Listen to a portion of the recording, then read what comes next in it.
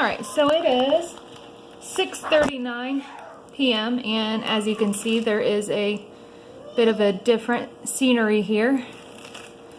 The water was actually getting higher there at the hotel and we felt led to come home actually. The winds are not nearly as bad as they were expecting them to be. For granted,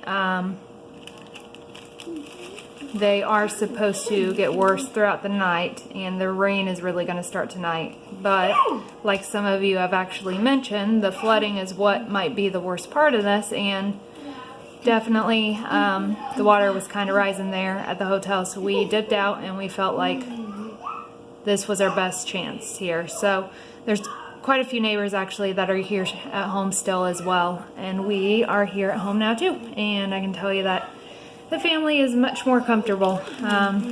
Chase is much more comfortable. We are all more comfortable. But you can see it is raining out, but there isn't a ton of wind. It does come in bands though, so I'm going to leave this here for a minute and see if the band kicks in and you can see the trees move around.